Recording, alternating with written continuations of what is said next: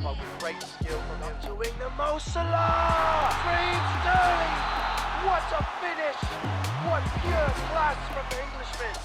Premier Talk, the English Premier League podcast for the fans. Hello and welcome back to the Premier Talk podcast. This is episode 15 of season 3. I'm one of your two hosts, as always, Andrew Mello, alongside with Daniel Barbuto, Danny B. How's it going, bro? Andrew, I'm buzzing. How are you? I'm not too bad, man. I'm not too bad. A lot going on in the Prem. A lot of football matches happening. Everything from UCL to UECL to Europa League. There's been a lot of games and a lot of things to talk about. So, Daniel, why don't you kick us off with this starting lineup? Starting lineup, as always, we got our games of the week. We got the Champions League, baby, blah, blah, blah. Then we got the Europa League and the Conference League, the UEL and the UECL. And then we got some breaking news today. Abramovich steps down as owner of Chelsea FC. Big news coming out of Chelsea. Kicking us off, games of the week. Sorry for the nasally talking this week, guys. A little bit feeling under the weather for the last couple weeks. We got our games of the week. Manchester City versus Tottenham. Tottenham coming out and winning this one, upsetting league leaders 3-2. We got Kulusevski. He scored early. He put Tottenham on the board. Gundogan, he equalized before half. Kane came out in the 59th minute. He put Tottenham ahead again. Mm-hmm. And then everyone thought it was tie game when Mahrez went to the penalty spot, ripped one top shelf. 2-2. That was in the 92nd minute. Everyone's like, wow, City scraped out a tie against Tottenham. And then the main man, Harry Kane, puts up a brace for himself and wins the game for Tottenham 3-2. A massive 3 points for them. And disappointing from City. Disappointing not only because Tottenham has been in really poor form lately, but also because their gap as league leaders has gone all the way from, I think they were at like 10 points at one point or 9 points, down to 3 points after losing Tottenham and Liverpool winning. So big gap for Liverpool because of this game. Daniel, did you see the fourth official in that City Tottenham game? And essentially when they scored that third goal late in the match there, Antonio Conte was going nuts on the sideline. And then you see in the view as well, the fourth official, he just looked sad, like he was on City side or something. I don't know. So he had money on the game. There's a little conspiracy going around that the refs are in on this and trying to really help out Man City here. I don't know. Who knows if he had It money? it was a weird reaction. He looked pretty sad. I personally didn't see it, but I know. But it's funny though because like they're not really thinking about their like, you know what I mean? It's just like he was kind of just like emotionless, so it looked like he was sad. I don't know. It was a weird reaction. It looked like he was angry that Tottenham won. I don't know. That's like that was a banging game though. I watched that game. And for those of you that didn't tune in live, that was one that you really did miss out on. Yeah. It was a fantastic game. City had their fair share of chances, of course, as they always do. But Tottenham, man, they were just so good on the counterattack in this one. And it was a Conte masterclass. He's doing the best he can with what he has, so to speak. Yep. And it was defensive football. Hold on. Really close down the center of the park and let them play down the flanks. And that's where most of the space was.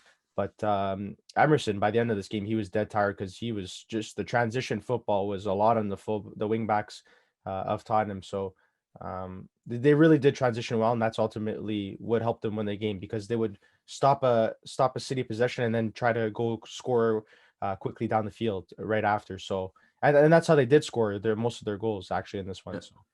So that was the game plan, and it really showed out throughout the whole game, and it ended up working. This was easily Tottenham's best game of the year. And then if you go look at our last game of the week, it is probably Tottenham's worst game of the year. Yeah. So we'll talk about Tottenham Burnley just after this Liverpool Leeds game. Liverpool leads 6-0. Yeah. Absolute destruction. You got to feel bad for Leeds. I mean, I feel bad for Meslier or Meslier, however. Meslier, yeah. Massilia, yeah. He's a I young feel bad for keeper. them. He's a He's young a young keeper. keeper, and I think he's pretty decent. I can't lie to you. He for me is like he's like one of those youngsters that has the potential to be really good in this league, and I feel bad for him because his lead side like Shocking. defensive disaster, Shocking. Yeah. just disaster, and getting scored on 6 times is not something you want to face as a young keeper. I don't know. This goes to show you something about Liverpool, man. They're not playing around. They're not playing around. And if I'm Manchester City, I lost against Tottenham rather, and then you have Liverpool the same week putting Yeah, up 6 goals against Leeds. That's a statement game if you ask me, because um, to do that against any PL team is not an easy feat, and they did that quite easily against Leeds. So it just goes to show you that Liverpool are knocking at the door, and they're not quite out of this race just yet. In this game, Salah had 2 penalties, both Mhm. converted for goals. Mane had 2 himself, and then the 2 center backs get on the scoreboard. Van Dijk and Matip, they both had 1. Yeah.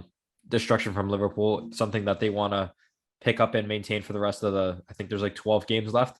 They need to keep this form up. They have to, Mhm. because if they don't, City's going to run away with it. I know the gap is closing, and it's probably going to stay pretty close for the rest of the year. But if either team if Liverpool drops points, City runs away. If City drops points, at least they have a small little buffer that they can hopefully Yeah. hold on to. But who knows? This we thought that it was done. Yeah, We thought it Daniel. was finished. Especially with AFCON coming around too, that was the moment, the time period where we're like, is Liverpool gonna really prove themselves? And they did, because they're missing their two main mans in Salah and Mane, that score so many goals and contribute so much Mhm. to that attack. We really have to give credit to the guys that carried the team when they were gone. Diogo Jota had a fantastic couple weeks there. Yeah, he did. Firmino was solid as well. So they really helped pick up the slack for those guys that were missing for the entirety of that tournament, because they both ended up in the final, so they're gone for the whole time. So they just did a fantastic job during that time period when the AFCON was going on, and they're a big reason why they're in the position they're currently in. And I also want to talk about what's his name, the center back, French center back. Oh my God, Konate. Konate? Yeah, Yeah. top He's like performances of late. he's amazing. He's He's been fantastic. I can't remember the stat. There's a crazy stat between him and Van Dijk when they're paired. They haven't lost a game yet. I think they've appeared like 8 or 9 times, maybe more now, and they haven't lost a game yet. They've just been so good together. He's really established himself as the guy beside Van Dijk. He's really beaten out Matip and Gomez. So I think right now he's really deserved that spot, and he's proving him his quite hefty transfer tag from a couple years ago. So No, I thought it was expensive. I think we both did. I think that it was Mhm. they probably paid too much for him. But you know what? He's looking like a very fine fitting in this side. Mhm. And the record that him and Van Dyke have, it's not something that you're willing to spend the money if that's the record they're going to maintain. You know what I mean? Like it's just incredible that those two, they're both massive. I would not want to be going up against those guys as an attacker. Moving on to the third game of the week, we're coming off of a Tottenham masterclass, beating league leaders. Good And disaster they class. go and lose to Burnley. Mhm. Such a Tottenham thing to do. They lost 1-0 in this one.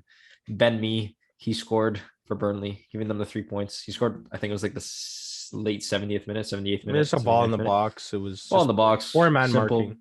Oh, awful man marking. Yeah. And after this game, Liverpool went 1-4 in their last 5. Brutal. And their only win came from beating. I don't understand this side at all. I don't. I don't know. Daniel, Conte came out and he spoke to the owner, Levy. So he came out and said on in the press conference after that game he wasn't sure what his future looked like with the club, yada yada yada. The usual. There's so many memes about it. It was hilarious. Yeah, it's just, bro. You went to Tottenham. You know what you're getting into. You know what you're getting I know, and into. he This should is know that not they're a- gonna have poor runs of form. Yeah, like, a this lot. is not the club that you're going to come in and do well with right off the bat, no matter what type of manager you are. There needs to be some changes. There needs to be a change not only in player personnel, but just overall the culture of the club, just a losing culture. You need winning players in there. There's only a handful of guys that I can pick from their roster that are actually winners and consistent players. Son, Kane, Lloris. Those are the 3 guys that I can wholeheartedly say that they're competitors. The other ones, you can't Nope. you can't confirm that they are winners the way that those three guys are. So I like in this squad, Hoiberg. yeah, we talk Hoiberg. about him. We talk. Horberg's good. He's good on occasion. I think that the thing with him is he's just. I spoke about him a couple weeks ago. He's a workhorse, and nobody He's else just works in so that yeah, team. exactly. Like he's the engine in that midfield. He always has Yeah. been that guy, even since his time at Southampton. He's always been the hardest working guy on the pitch. That's what it always Mhm. seems to look like when he's out there. He's another guy that yeah, you could give the nod to, but other than that, other than his ability to, spark up some energy, he's an average player, an average PL player. Yeah. But they need some game changers in there. At the back, they just lack so much defensive quality. You could see it. Hugo Lloris actually really did bail them out in that Man City game a couple times. He had some fantastic saves. But he blunders once in a while, which is what I don't like about Lloris. Just once in a while, it's just like, what is he like? This Yeah, is we're sometimes, talking about but a world class keeper. I think he's a that world class keeper. happens. I don't know. He's done it for club and country, not for club, but in terms of Well, winning no, trophies. nobody's done it for that club. Yeah, but in terms of having solid performance, he's always been a solid performer there. Yeah.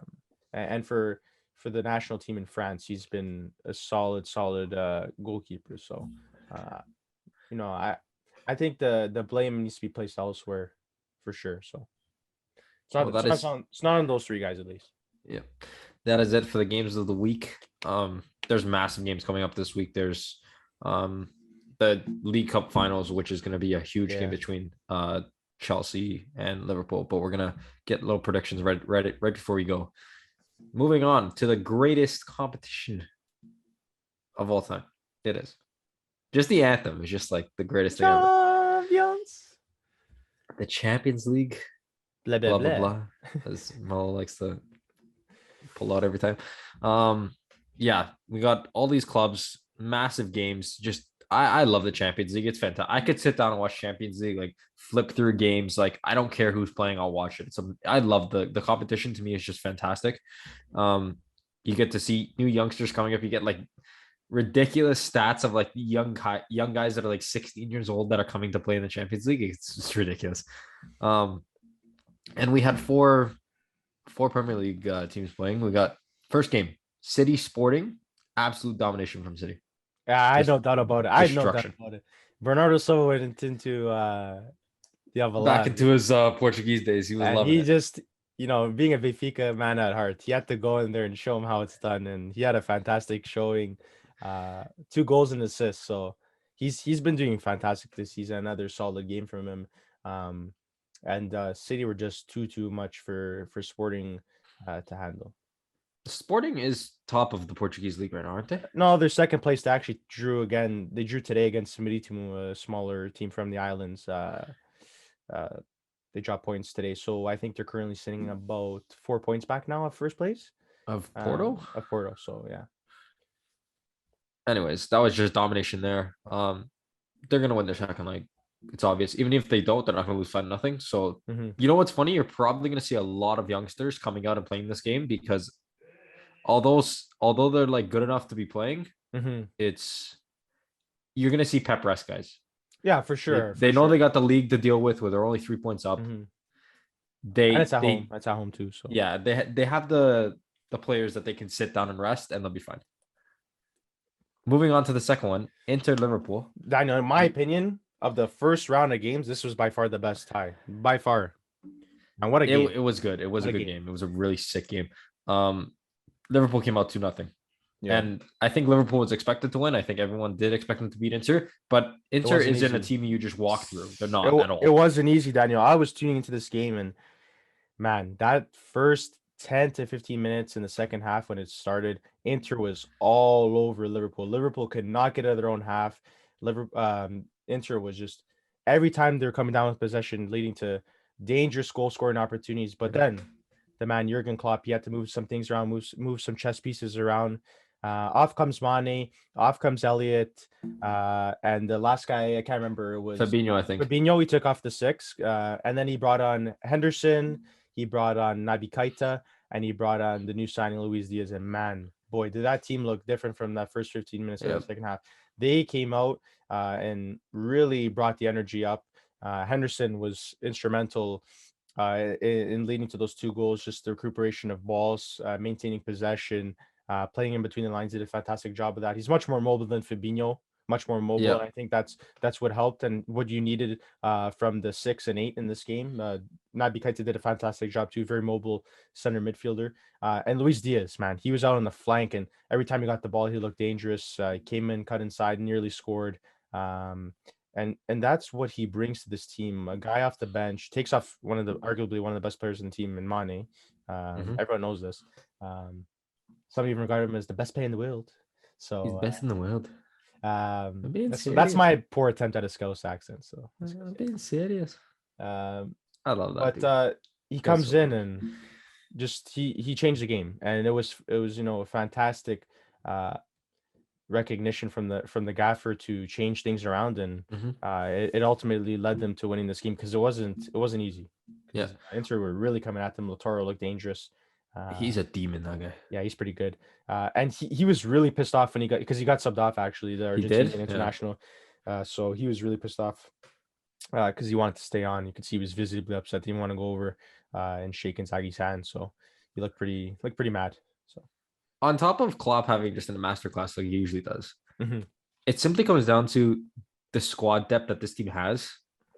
Like the fact that you're bringing on Luis Diaz, Henderson, and Keita off the bench Yeah, it's crazy. Now that is ridiculous. they have that depth to rival Man City now. That's the thing. They have that depth. They didn't have I that. still don't think it's City's depth. It's not. not. No, it's City's not depth City's is depth, like but it rivals it now. At least there's City's some depth. You can like take their Yeah. second squad and they can go finish third in the Premier League behind Yeah. Liverpool. Yeah, they could.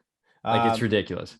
And just to add to this game, I thought that I really love the leadership for Van Dijk. And we don't often get to talk about his leadership qualities because we always talk about his physical attributes and his ability to cut the ball and whatnot. But this guy's a leader, man. There was several plays because they just kept trying to go after Trent. That was the game plan. He was such a liability defensively, and they were trying to just attack that flank, and he is. And that's what they're doing such a great job at. But just seeing Van Dijk get visibly upset and yelling at Trent to track back, and I just love that leadership on the pitch, and I love that energy and passion he brought, and especially in that second half when they really needed it, and to really push Trent to drop back because I believe it was Gosens on that side, the new signing, the German. Yeah. And he's so good too. He was just destroying that and exploiting that space behind Trent. So it was a fantastic job there to lead by example and lead through communication. Just quickly about Gosens, he surprised me. You know where he like really surprised me in the Euros? What was it, last year, 2 years ago? He destroyed Portugal. On that Germany team. Portugal. Yeah, he destroyed Portugal. Oh my god, running down that left flank, he was ridiculous. Yeah. He was ridiculous. That guy was incredible. Solid player. And he's gonna be good in the future. He already is decent, but he's gonna be fantastic in the future. Moving on to the third one. Chelsea, Lille. Chelsea heavy favorites in this one. And they did what they had to do. 2-0 win. Man. I was expecting it to be a little bit tougher. It was not an easy game. The first after Havertz got that early goal, it was a header, a very decent header. I really like that finish. He headed it right into the grass and it skidded up and into the top corner. It was a decent header from Havertz. You could have had a hat trick in the first 5 minutes. This guy had so many chances. But he was on fire. I was interested to see the reaction of Lille and how they would react to the goal, and they reacted quite well actually. Renato Sanchez was definitely the it factor for Lille. I didn't understand him playing out on the wing. They were playing him as a right mid and then switch him over to left. He needs to be played down the middle of the park. Yeah. Yeah, and but anytime he got the ball, he looked dangerous. He would pass a couple guys. He had a ball in the first half right after that goal, actually, that almost led to a goal. He splits like 3 channels on the field and just switched the play from one side to the other and found itself the ball being in the box. Was just a fantastic placement of a pass, and nearly ended up in a goal. But I was interested to see how Lille would do after that goal, and they responded well. But then they just dropped after. They don't have that. They don't have that level to compete with Chelsea. In the Champions League, they don't. They don't. But in the Champions League, completely like. And Jonathan David too. I was quite surprised. He was very quiet. He was very quiet. And I think that when you play a lone striker against a 3-back, there's not going to be much creation there. Yeah, they were playing a 4-5-1 Lille, and he really had no support. And when you're smothered by 3 defenders, it's really hard to create anything, to do anything. It was just that game where Lille was trying to clog the midfield and hope they could get some transition play going. And it was just so tough because Chelsea were just so effective in, winning back possession after they had lost it and just smothering Lille. So it was just a solid tactical performance. And all I got to say, the highlight of this one is that Christian Pulisic needs to work on his gritty a little bit. Yeah, it was He's got to work very on his bad. gritty. I saw I it. get, He if looked I like was a in, frog hopping along the field. yeah, the knee, the knee slide was solid. The knee slide was solid, eh? Yeah, the knee after slide the was part, solid after the selling. before. But Because he was, scored this goal. no. Gritty was just, and then he stopped because he knew he couldn't do it. He knew he couldn't do it. Oh yeah, like one hop and that's it. He was He's like, done. yeah, I he's think like, he he's might have done. got some yelling from his teammates there to relax a little bit. But He yeah, played I well. want He played well to too. touch on Jonathan David because like I think he's class. He is, but he's a poacher of a striker where all of his goals don't come from his own creativity. He's a poacher. He's great at finishing and he's quick on the ball. Mm-hmm. And those are his two main attributes. But you're going to be playing up against three center backs, just him alone up there. Mm-hmm. Very little is going to happen. Like very little is going to happen completely. And that's what happened. And it shows because Lille got shut out. And that's what happens when you're playing. They didn't match formations at all. I don't know who the manager is of Lille, but he didn't have the right lineup to be going up against a 3-back Chelsea with just Jonathan David up top. It wasn't going to work. Last Champions League game, Manchester United versus Atletico.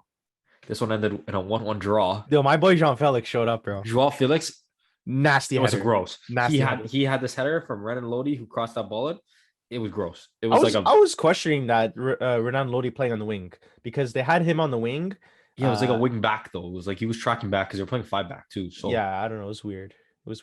I was okay. And United, he got man of the match too because he was did. amazing. He was so good. He did play well. And I was so like I saw the lineup. I'm like, why is Lindelof playing right back? But then I figured out they tried switching formation when they had possession. Yeah. It was weird. I didn't like that.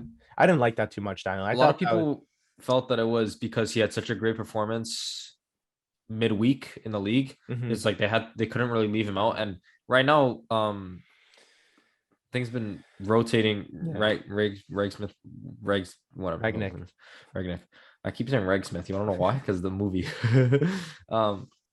He's like, I don't know, because like I think he's a good manager, but then you come out and like even Fred in his post game interview, he was like, there's no play style, there's no like, they don't go out there with stuff to run at or what to do. Like he just goes out there, you go play. Yo, Rashford was like, shocking, eh? He hasn't been good since his injuries. He had a shot in the middle of the game. I was simultaneously watching that game while watching, like I was speaking over at the United game. I was watching Benfica play because they're playing Ajax at the same time. Shout out Benfica 2-2. We should have won though 3-2. Anyways, I had money on Ajax in that game, so I wasn't happy that the Benfica coming with the draw that lead, okay. But it's fine. Anyways, I turn over and I see Rashford trying to crank one from 40 yards out. I'm like, oh, what is this guy doing, man? It looks like. No, but Daniel, seriously, when you're doing something like that says a lot about the team. That says a lot about the mentality of the team, and it's just like, oh, I'm just gonna go let one rip from 40 yards, and it was such a poor attempt at a 40-yard cracker. It was so bad that like there was like instantly Twitter just blew up instantly after that, and it was like people were like, is he switching from FIFA to PES because the shoot and the pass button flip from FIFA to PES? Like he was shooting when he should have been passing and passing when he should have been shooting. And like he hasn't made, like he's been poor, like awful. And I feel bad for the man because like of all the criticism that he had to face because of England, the whole penalty shootout and all the racism that he had to endure and all that. Like I feel really bad for him because like he was such a good player and then he had to go through surgery after that and all that stuff. I don't know. I think it's a confidence thing. He's been really bad on this team, man. I don't know. It's just it's so hard to wrap your head around it because you say, oh, you know, the solution to this team is a coach. They got the new coach, okay? Oh, now the solution's a 6. No, the solution first was a striker. They're like, oh, first is a striker. You go pick up Ronaldo. You know, there's so. I feel like it's like, where do you even start with this team? There's like, what do you do? I don't know. They just get progressively worse and worse. It's like, who's gonna save this team? Who's gonna be that guy to change this team, or what's the new acquisitions gonna be to change this team? Because they suck, man. They suck. And going back to youngsters on Rashford, because on top of Manchester United sucking, they do have a little bit of hope. This man is a gross human being. Yeah, he's sick. Anthony Elanga. Yeah. And he scored. That on was his a Champions nice debut. finish too, man. Nice That was finish. that looks like It was- an experienced player's finish. You It know, was like Champions League debut, Yeah. first touch on the field, yeah. and he put it right into the back of net, past one of the best goalies in the world. With just a tidy finish. No, it was just That's a all tidy. It was a tidy. Finish. Yeah, it was nice. And he's saving grace for United in this game because realistically, Atletico could have had like 4 goals. They hit the crossbar once, post once. They got robbed by the Gea like once, twice. They could have easily have ran away with this game, but United kept it close, tying it late on, and now they head back to Old Trafford to play the second leg, and we'll see where it goes from there. Daniel, UEL. We only have one Prem team left. Well, They- yeah, we got the UECL. UEL. I don't know how I feel about the UECL, but Well, anyways, talk let me about it just 'cause run it's that. Prem Let me run through it quickly. So West Ham for the UEL, they didn't even play in the round of 32. They got a bye because they came first in their group. And they match up against the champions, the most consistent Europa League team of all time, Sevilla. So that's gonna be a tough matchup for sure. It's gonna be an interesting one for West Ham. I think they could do it. It's not gonna be easy though. And then to the UECL, the Conference League, Leicester City, they smashed Randers in the 32. Round of 32 as well, or 16? Round of 32.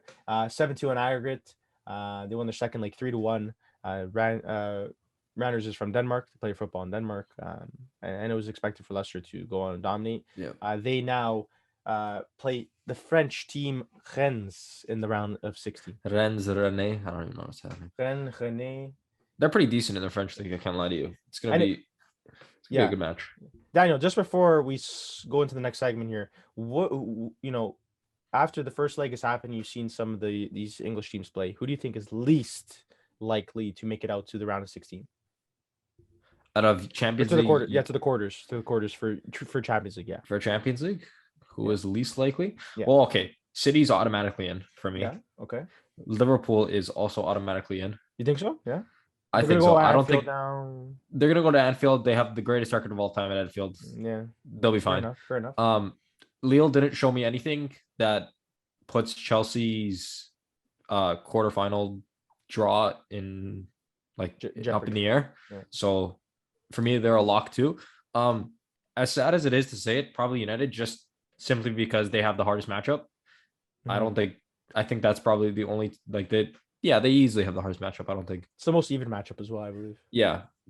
And look, they easily could have lost 3-4-0 in the first leg, and they came up lucky with a 1-1 draw. So I think they're probably the least likely team to make it to the quarters. Yeah, United are just so lucky, man. They'll find some way to squeeze by Atleti, and Ronaldo's got a great record against Atleti. He does, but he was. Oh, that's another man. He was brutal against. Oh, he wasn't as bad as Rashford, but he's bad. Yeah, he had 4 touches, I think, the entire game. He did not get involved at all. Yeah, not much involvement there. Daniel, next segment. Breaking news out of London. Abramovich stepping down as club owner due to the ongoing conflicts in Ukraine. With Ukraine and Russia. Roman Abramovich has stepped down as the owner after 19 or 20 years? 19 years? 19 years. He's won, as he's been an owner, the Blues have won 18 major trophies. That's a fantastic stat there. Yeah. Throughout the recent years, all the successes, he's been at the wheel as the owner of this club, and he steps down, leaves it to the board now due to the ongoing conflict, like we said, and that's pretty big news, Daniel. Pretty big news. It is, because he has big ties in Russia. The president, he was a former governor of Russia, and just with all, he was placed on the UK sanctions list because of the ties. So he wouldn't even be allowed to go to games, or he wouldn't be allowed. Yeah. So he said that he felt it was best. They were forced to do this with what's going on right now in Ukraine and Russia, and sending prayers to the Ukraine people, because they're being forced right now to see and hear and be a part of something that nobody should ever have to go to. So sending prayers up to Ukraine, because it's definitely a very scary sight in human history. For sure, Daniel. That about wraps up for this episode. Daniel, I want to leave on a positive note here. Just a question looking ahead to next week for the final. Who do you got, Liverpool or Chelsea? You're not gonna like this one. You're gonna say Liverpool. I got Liverpool. I'm sorry. Liverpool, they've been sick lately. I can't lie to you. They've been amazing. The thing with Chelsea though is Chelsea always finds ways to win these finals. They do. They're one of those teams. They you let them squeak into the finals and they're there and they can feel it and they take it. So Score I prediction. got What is Liverpool. it? Just I got 2-1 Liverpool. 2-1 Liverpool. It's gonna be close though. I even In regular like, it time. could even Regular go to time. penalties. Regular It time. could even go. No, it's gonna be 2-1. I don't know about regular time or it goes to penalties. Because does it go straight to pens? I believe it does in the cup. I'm not sure. What I do know and what I'm sure about is that my Blues, they're gonna be singing and celebrating into the night because they're gonna win this one. It's gonna be a sick one. It's gonna They're be a both sick in form, Daniel. Don't sleep on Chelsea, man. Chelsea's been in form too. Okay, Lukaku's been absent. Okay, one. Lagaga. Kai Havertz has been playing that number 9 role fantastically, and Hang on, going back to Lukaku being absent. Are we gonna talk about the man having 7 touches in a game? no, we're not gonna talk about that. Okay, we're gonna talk about the positives right now. We're talking about the positives about the team right now. Okay, That was awful. Reece James is expected to be back soon, hopefully from injury. So I'm looking forward to And that. he's a big part of that Chelsea side. And he is. But even though he's been absent from this, and Lukaku's been absent, even though he's been present, there's been guys that have been performing, and Ziyech has been good. Havertz has been fantastic. Pooley's been good when he's come off the bench, and in the games he has played. And then Thiago Silva, 37, just He's still so good for his this age. team is just a well-oiled machine. They got some Rudiger old, is a they got some old parts, demon as but well. they're still running fantastically. So Yep. I think Chelsea's gonna win. Chelsea's gonna win. What do you got score prediction? I'm gonna say 3-2, Daniel. 3-2. 3-2. Ooh, Regular more goals. time. Regular time is be good because it'd be a lot of back and forth. That's what I think, at least. But anyways, 3-2. You say 2-1 Liverpool. I mean, we'll soon find out next week. We'll find out. We'll We find will. out. All Daniel, right, lads, as Daniel, always, wraps you it know up. what? Go follow the Instagram at Premier Talk Official. Hit us out Spotify, YouTube, Google Podcasts, Apple Podcasts, wherever you guys want to listen. We're there. We appreciate you as always. Yeah, that about wraps it up. Thanks for tuning in as always, and we'll see you guys next week. Take care, everyone. See you later.